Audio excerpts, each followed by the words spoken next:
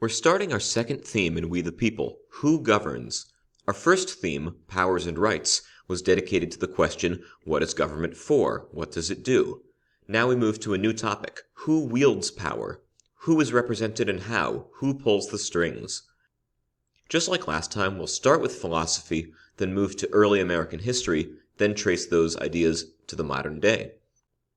In this lecture, we'll start with Aristotle's classifications of the types of government, and we'll look at the ideas that English-speaking people had about forms of government up to the American Revolution.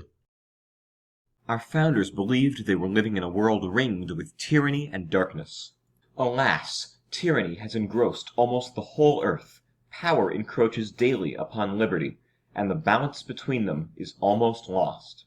Only a desperate few countries hung on to political liberty, and their number was shrinking, making Cato, who lived in the dying years of the Roman Republic, a fitting pen name for the two Englishmen who wrote under his name. Just to note, in the Enlightenment it was very common to write under a pen name, and so men like Cato, who were renowned for their virtue, had their names reused again and again. So this is forever confusing to people. There's the original Roman Cato, then you have the English Cato, who's actually two radical Whigs, more on them in a few minutes. And then there's an American anti-federalist who writes under the name Cato, and we'll meet him too. So tyranny was everywhere, but it was only one of 6 forms of government described by Aristotle in the Politics. Aristotle recognizes 3 basic types of government depending on who holds political power, whether power is held by one man, by a few men, or by the people at large. He furthermore writes that every type of government has a good form and what he calls a corrupt form. Rule by one, if good, is called monarchy. If corrupt, it is called a tyranny. And make sure you're pronouncing that right, tyranny, even though in a tyranny it is a tyrant who governs. Rule by the few is an aristocracy in its good form, and it doesn't only or necessarily mean rule by the rich. Aristocracy, aristos, rule by the best, that means. If it is simply rule by the wealthy, it's more likely to be the corrupt form, an oligarchy. The good form of rule by the many sadly doesn't have a name that translates easily into English. The closest word would probably be polity, but that's not great because it has other meanings too. Republic, I think, captures a lot of the same meaning. Then you have democracy, finally, and yes it is, take note, the bad form of rule by the many as used by Aristotle. A reminder that corrupt has a special meaning in classical Republican philosophy. Recall that to have civic virtue is to put the whole of society over one's individual interest, and corruption is its opposite. Corruption is when a part governs only for itself. You could say in a corrupt government, the part governs as though it were the whole. So, for example, if an aristocratic upper class is governing to enrich itself, to live in luxury off of the people's taxes, it's the precise moment when they stop thinking of the common good and think only of themselves that the government has gone from aristocracy to oligarchy. Each form had a set of traditional strengths and weaknesses, and the list of these was repeated so often it became a commonplace. Monarchy gives you strength, dispatch, and unity, in a word, efficiency, but is most dangerous of all in its corrupt form, because then one man's personal vices and whims become the whole nation's problems, leading to ignorance of the common man's situation, expense, and needless wars. Aristocracy is the wisest of the forms because the leaders are well educated and a small group is thought of as the best decision-making body. However, the elite are plagued by faction and division, and they have a tendency to oppress the lower orders. Finally, popular government gives you liberty and equality, as well as public-spirited citizens who feel ownership in their country. But the government lacks decisiveness and the ability to enforce decrees because everybody thinks everything is always up for discussion. Aristotle's classification was improved and expanded by the historian Polybius. Polybius was a Greek who was taken hostage by the conquering Romans, but so impressed his captors that he worked his way up the Roman social ladder, entering the inner circle at the top of Roman public life. He managed to travel the world and see practically every government on the Mediterranean firsthand. Polybius's theory was that these forms occur in a predictable cycle. Let's start off with monarchy.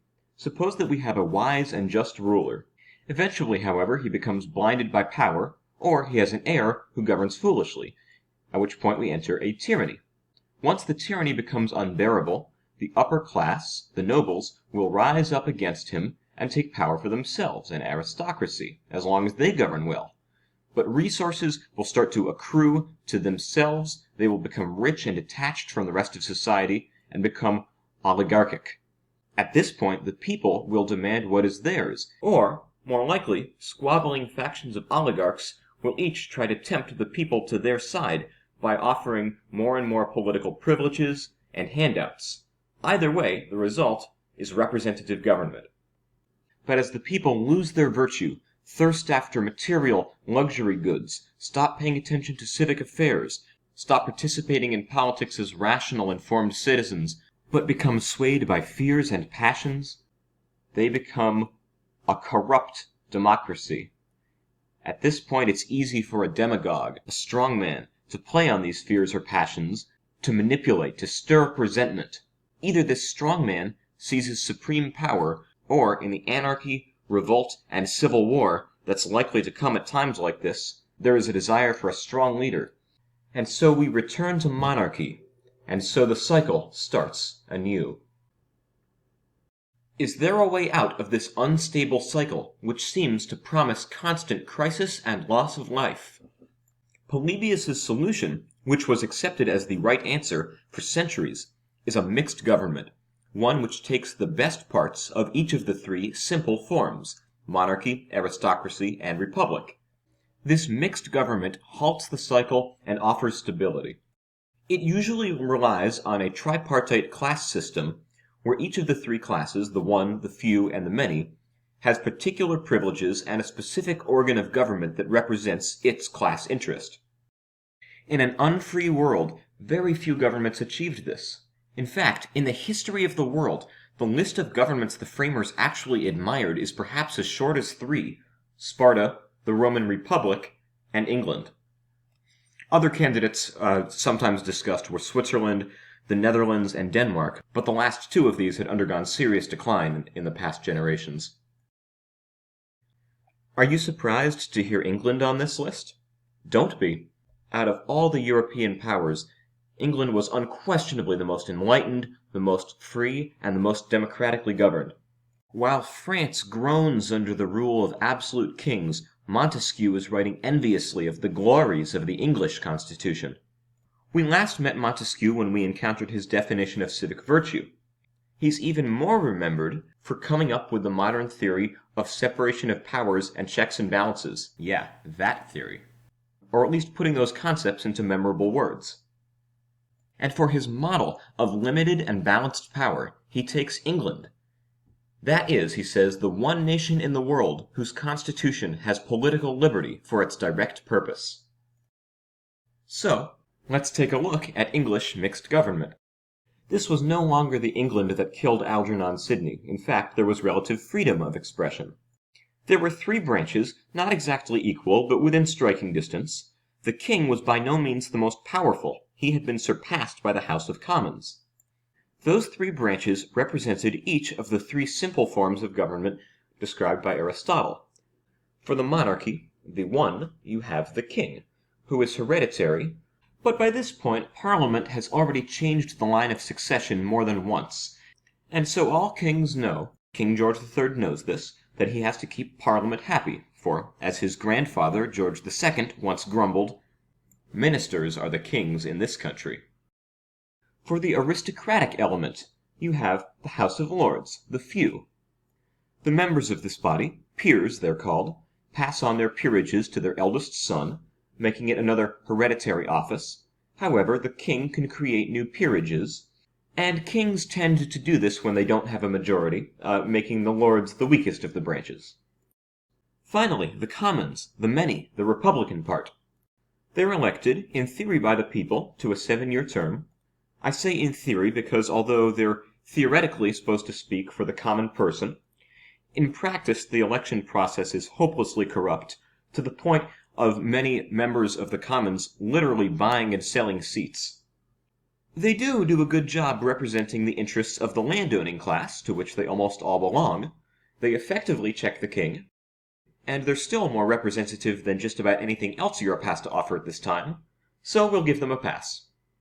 Between these three bodies, England, at least in theory, represents the interests of all classes of society. You need the assent of all three to pass a law. And, best of all, the checks and balances they offer on each other secure a limited government which really is consistent with Lockean natural rights.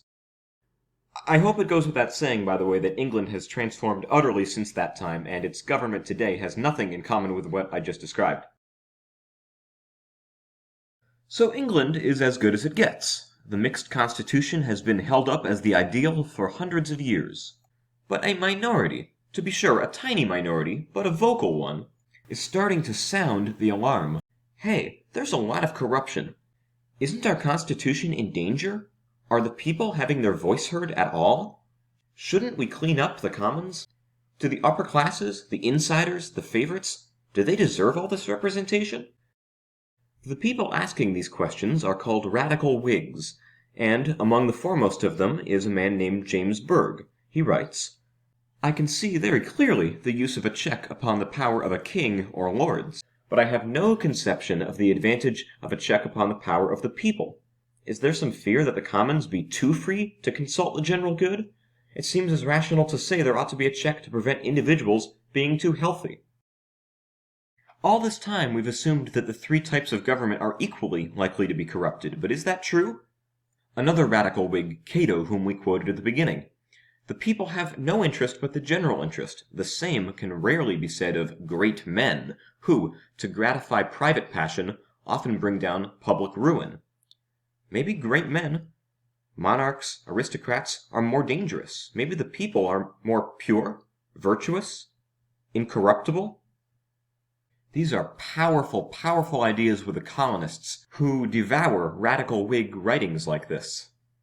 As we approach 1776, and the colonists prepare to leave the British Empire forever, many of them start questioning inherited ideas about mixed government. They are drawn to the radical Whigs, England's harshest critics from within. More and more, Americans are fascinated by the idea of pure, unmixed rule by the many.